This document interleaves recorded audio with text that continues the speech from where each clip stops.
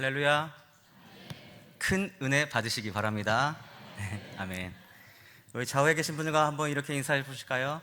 꽃받침을 이렇게 하고 봄이 왔습니다. 봄이 왔습니다. 시작.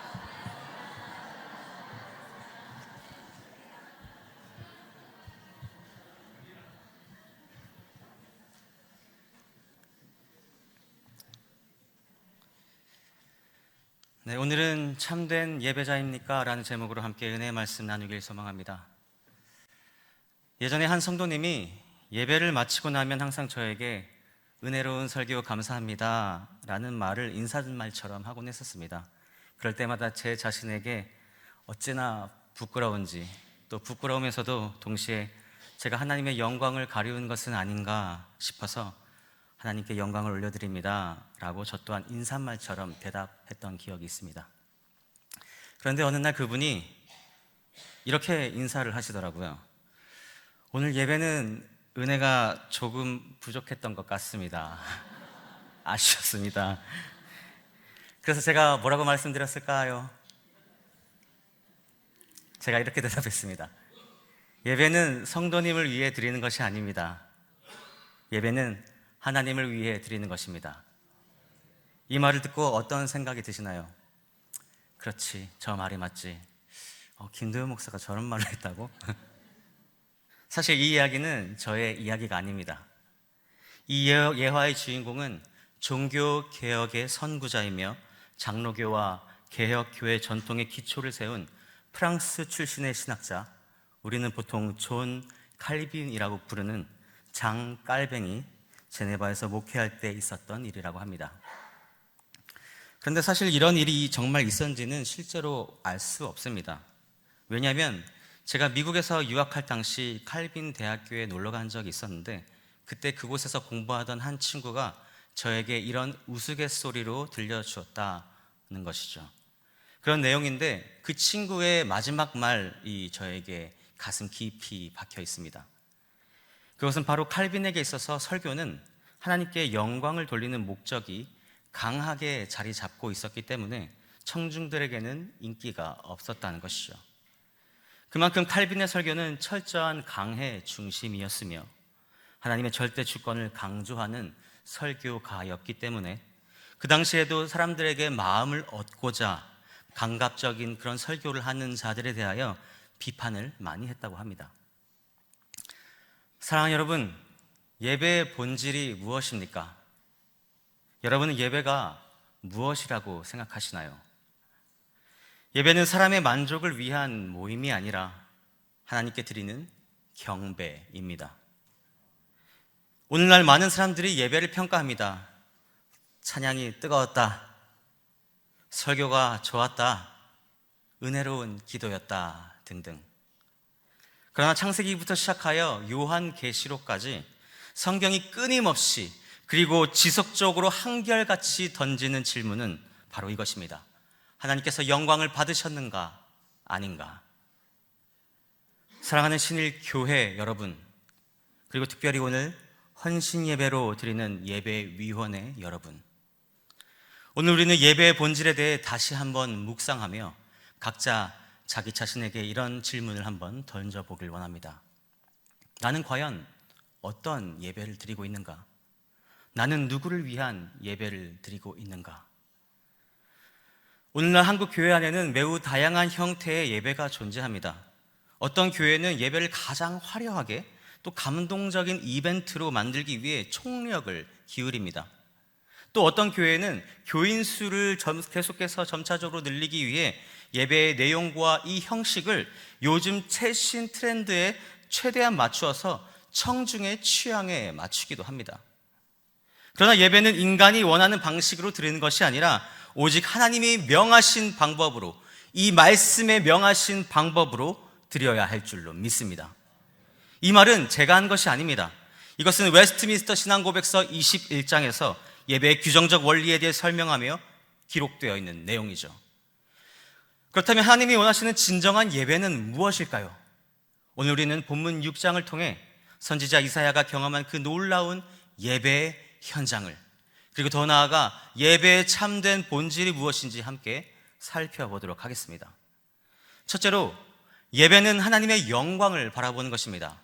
우리 예배위원회만 한번 따라해 보실까요? 예배는 하나님의 영광을 바라보는 것입니다. 아멘. 오늘 본문 1절을 보면 이사야가 보좌에 앉으신 주님을 보았다라고 말씀합니다.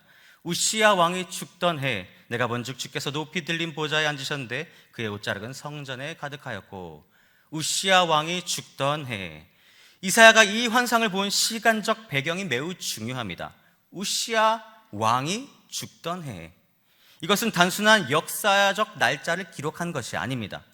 우시야 왕은 선왕이라고 불릴 만큼 유다 왕국 역사상 가장 최고의 번영을 이끌었던 왕 중에 한 명이었죠. 물론 말년에는 교만하여서 나병에 걸리긴 했으나 우시야 왕은 무려 52년이나 통치를 했는데 그 기간 동안 유다는 군사적으로 또 경제적으로 엄청나게 성장했다는 사실입니다. 그래서 백성들은 이 우시야 왕 아래에서 번영과 안녕을 누렸습니다. 그런데 자신들의 이 번영과 안녕을 지켜주고 누리게 해주었던 그 우시야 왕이 지금 죽었다는 것입니다. 그렇게나 의지하던 위대한 왕이 사라졌으니 개인의 장래는 물론이고 나라의 장래까지도 지금 불투명해졌습니다. 바로 그때 이사야는 보게 됩니다. 주께서 높이 들린 보좌에 앉으셨는데, 인간의 왕자가 비어있을 때 이사야는 그제야 비로소 하늘의 보좌에 앉으신 영원한 왕을 마주하게 된 것입니다. 그렇습니다. 이것이 바로 예배의 출발인 줄로 믿습니다. 우리가 의지하던 세상 것들이 흔들리게 될 때, 심지어 사라져버리게 될 때 눈을 들어 하나님을 바라보는 것, 이것이 바로 예배의 시작이란 사실을 믿으시기 바랍니다. 또한 1절 후반부에서는 그의 옷자락은 성전에 가득하였고 라고 말씀합니다. 하나님의 이 옷자락은 그분의 영광과 권위가 드러나는 것을 상징합니다. 그러니까 영광이 이 성전 전체에 가득했다라는 뜻은 하나님의 임재가 성전을 가득 채웠다라는 것이며, 이 예배의 공간이 온전히 하나님의 것임을 의미합니다. 그리고 곧이어 이 자리에서 스랍들이 등장하죠. 스랍이란 단어는 히브리어로 불타는 자들, 타오르는 자들이란 뜻을 가진 영적 피조물입니다. 그들은 6날개를 가졌는데 둘로는 얼굴을 가리고 둘로는 발을 가리고 나머지 둘로는 날 수 있는 존재라고 2절에서 기록되어 있죠. 여기서 얼굴을 가린다라는 것은 하나님의 그 거룩하심 앞에서 직접 바라볼 수 없음을, 발을 가린다는 것은 자신의 비참함을 덮는다는 것을 뜻합니다. 이렇게 천상의 존재들조차도 하나님 앞에서는 경외함으로 서 있다는 사실이죠. 그리고 3절을 보니 그들이 서로 화답하며 이렇게 외칩니다. 거룩하다, 거룩하다, 거룩하다. 만군의 여호와여, 그의 영광이 온 땅에 충만하도다. 히브리어로는 이것을 3번이나 반복하는 행위를 통해서 최상급 중에 최상급을 나타내고 있습니다. 그만큼 하나님은 거룩하실 뿐만 아니라 가장 거룩하시며 완전한 의미에서 거룩 그 자체라는 분이시죠. 그렇습니다. 우리 창조주 되시는 하늘 아버지께서는 단순히 도덕적 완전함 뿐만 아니라 우리 피조물들과는 전적으로 완전히 다르신 존재입니다. 그러므로 하나님께서는 너무나도 당연히 지극히 영광받아 마땅하신 분인 줄로 믿습니다. 그렇다면 여기서 저는 여러분에게 이렇게 질문하며 도전하고 싶습니다. 영광받아 마땅할 우리 주님께서 나의 예배를 통해 지금 진정으로 영광받고 계십니까? 어떻게 생각하십니까? 여러분의 지금 예배의 모습을 통해 하나님께서 영광받고 있다고 생각하십니까? 스스로 한번 답해 보시기 바랍니다. 특별히 예배위원회는 최선의 그리고 최고의 예배를 드리기 위해 준비하고 섬기는 위원회입니다. 예배가 매끄럽게 진행되기 위해서 우리가 신경 써야 할 것들이 한두 가지가 아니죠. 참 많습니다. 그러나 우리가 가장 먼저 던져야 할 질문은 바로 이것입니다. 이 예배 현장 가운데 하나님이 지금 영광 받고 있으신가? 우리의 취향, 우리의 이 편의, 또 우리의 자랑이 중심이 되는 순간 이 예배는 이미 방향을 잃고 죽은 예배란 사실을 잊지 마시기 바랍니다. 소망하기는 우리 신일교회 모든 성도들이 이사야에 기록된 이 스랍들처럼 먼저 하나님 앞에 엎드려 경배함으로 하나님의 그 충만한 영광을 경험할 수 있기를 예수님의 이름으로 축복합니다. 둘째로 예배는 참된 회개가 일어나는 것입니다. 함께 따라해 보실까요? 예배는 참된 회개가 일어나는 것입니다. 오늘 본문 5절입니다. 같이 읽어보겠습니다. 시작. 그때 내가 말하되 화로다 나여 망하게 되었도다. 나는 입술이 부정한 사람이요. 이 구절을 자세히 보면 아시겠지만 이사야의 이 반응은 어떤 탄성이나 어떤 감동의 표현이 아니죠. 여기서 이사야는 화로다라고 외치고 있는데 이것은 구약에서 심판을 선언할 때 사용하는 탄식어입니다. 그런데 이 탄식어를 이사야 선지자가 자기 자신에게 사용하며 스스로 심판을 선언하고 있죠. 왜 그랬겠습니까? 거룩하신 그 하나님을 지금 마주했기 때문에, 보았기 때문입니다. 그렇습니다. 우리가 진정한 예배를 드리게 되면, 여러분이 지금 진정한 예배를 드리게 되신다면 거룩하신 하나님을 대면할 수밖에 없는데, 거룩하신 그 주님을 만나게 되면, 거룩하신 하나님을 알게 되면 우리는 우리 자신의 이 죄와 부정함이 더욱더 선명하게 보이게 된다라는 것이죠. 이사야는 당대 최고의 선지자였습니다. 그럼 그가 나는 입술이 부정한 사람입니다 라고 고백합니다. 왜 이런 고백을 했을까요? 그가 유독 악한 사람이었기 때문이었을까요? 아니면 사람들은 모르는 은밀한 죄를 그가 많이 지었기 때문이었을까요? 빛이 강하면 강할수록 먼지가 더 잘 보이게 되듯이 하나님의 거룩하심이 선명해지면 선명해질수록 우리의 이 불결하고 더럽고 추악한 모습들은 더욱더 드러나게 되어 두드러지게 나타난다는 사실을 잊지 마시기 바랍니다. 사랑하는 여러분, 그렇습니다. 거룩하신 하나님을 진정으로 대면하게 될 때 성도는 통회하는 심정으로 가슴속으로부터 올라오는 깊은 회개를 하게 되어 있습니다. 그런데 놀라운 사실은 우리 하늘아버지께서는 그러한 우리의 고백을 들으시고 심판하거나 정죄하지 않으신다는 것이죠. 6절을 함께 읽어보실까요? 시작. 그때 그 스랍 중에 하나가 부젓가락으로 제단에서 집은 바 빈수칠 손에 가지고 내게로 날아왔어.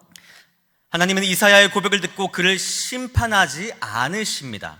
대신 제단의 핀 숯을 가지고 나오셨죠. 조금 더 직관적으로 이해시켜드리기 위해서 이 핀 숯을 불타는 숯불, 불타는 숯불이라고 표현하겠습니다. 하나님께서 제단에서 불타고 있는 숯불을 가지고 나오셨다라고 말씀하는데, 여기서 제단은 희생 제사가 드려지는 곳입니다. 다시 말해 속죄의 현장입니다. 그러므로 이사야의 이 정결이 자기 자신의 노력으로 이루어지는 것이 아니라 하나님이 친히 마련하신 그 속죄의 은혜로 이루어진다는 사실을 뜻합니다. 7절을 보실까요? 보라, 이것이니 네 입에 닿았으니 네 악이 제하여졌고 네 죄가 사하여졌느니라. 아멘. 그렇습니다. 죄의 고백이 은혜의 선언으로 응답됩니다. 죄의 고백이 정죄와 비판으로 오는 것이 아니라 죄의 고백이 하나님의 은혜로 임하게 된다는 것입니다. 사실 이사야는 아무것도 하지 않았습니다. 그저 자신의 부정함을 솔직하게 고백했을 뿐이죠. 그런데 하나님께서는 친히 그에게 다가오셔서 정결케 해주셨다는 놀라운 사실을 믿으시기 바랍니다. 신약시대에 와서는 우리를 정결케 해주는 이 불타는 숯불이 무엇일까요? 바로 예수 그리스도의 십자가입니다. 우리 주 예수 그리스도의 십자가가 우리의 죄를 사해 주십니다. 우리가 거룩하신 하나님 앞에 설 수 있는, 우리가 거룩하신 하나님을 대면할 수 있는 유일한 이유는 오직 그 십자가의 보혈로 씻김 받았기 때문인 줄로 믿습니다.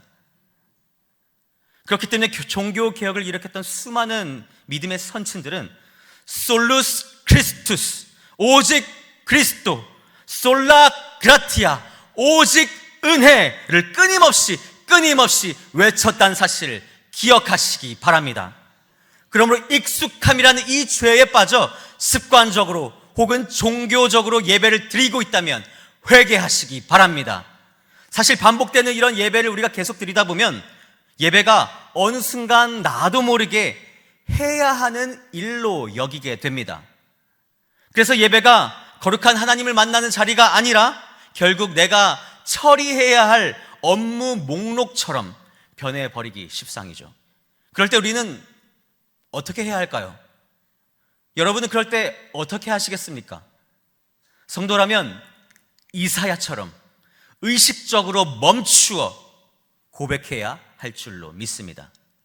그리할 때 참된 고백이 있는 그곳에 하나님께서 친히 임하여 주사 죄사함의 은혜를 경험하게 될 줄로 믿습니다. 마지막 셋째로 예배는 헌신의 응답으로 완성됩니다. 예배는 헌신의 응답으로 완성됩니다. 8절을 다 같이 한 목소리로 읽어보실까요? 시작. 내가 또 주의 목소리를 들으니 주께서 이르시되 내가 누구를 보내며 누가 우리를 위하여 갈꼬 하시니 그때에 내가 이르되 내가 여기 있나이다 나를 보내소서. 아멘. 이 구절은 예배의 완성이 무엇인지를 가르쳐주는 중요한 대목이라고 할 수 있는데요. 먼저 하나님의 질문을 보실까요? 내가 누구를 보내며 누가 우리를 위하여 갈꼬? 하나님께서 능력이 부족하시거나 정말 실제로 가실 수가 없어서 이런 질문을 하신 것이 아니겠죠. 그럼에도 불구하고 하나님은 지금 묻고 계십니다. 그렇습니다. 하나님은 자발적인 헌신을 원하시는 줄로 믿습니다. 하나님은 마지못해 동원되는 그런 사람이 아니라 자원하는 심령으로 순종하는 자를 통해 하나님은 일하기를 기뻐하신다는 사실을 믿으시기 바랍니다. 그리고 그 하나님의 요청에 이사야는 이렇게 응답합니다.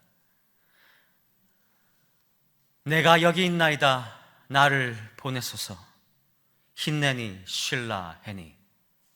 특별히 내가 여기 있나이다 라는 이 표현은 아브라함과 또 모세와 또 사무엘 등등 수많은 위대한 믿음의 인물들이 하나님의 그 부르심에 응답할 때 실제로 사용했던 표현입니다. 그리고 무엇보다 주님 제가 여기 있습니다 저를 보내주시옵소서라는 이 표현은 어떤 즉각적인 어떤 감정적인 반응으로는 절대로 나올 수 없는 것이죠. 왜냐하면 이 고백은 첫째 하나님의 거룩하신 영광을 바라보고 둘째 자신의 죄와 마주하며 철저하게 회개함으로 셋째 하나님의 은혜로 죄사함을 경험한 사람에게서만이 나올 수 있는 거룩한 헌신의 고백이기 때문인 줄로 믿습니다. 그리고 성경은 이 모든 과정을 거쳐야 예배라고 가르칩니다. 다시 한 번 더 말씀드립니다. 이 모든 과정을 거쳐야 하나님께서는 예배라고 인정하시며 그 예배를 받으신다는 사실을 기억하시기 바랍니다. 이것이 바로 예배의 완성입니다. 그러므로 예배는 이 교회당 안에서 끝나지 않습니다.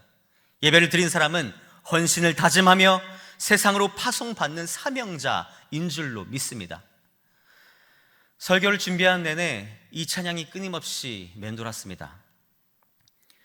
주님 내가 여기 있사오니 나를 보내소서. 나의 맘 나의 몸 주께 드리오니 주 받으옵소서. 주님 내가 여기 있사오니 나를 써 주소서. 가진 것 모두 다 주께 드리오니 주 받으. 함께 불러보실까요? 할렐루야. 할렐루야.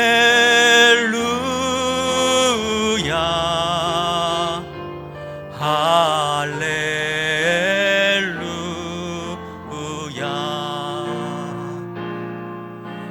할렐루야.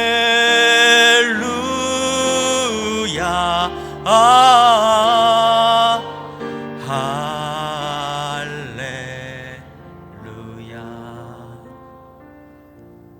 이 찬양의 마지막 고백이 이렇게 끝납니다. 나를 받으옵소서.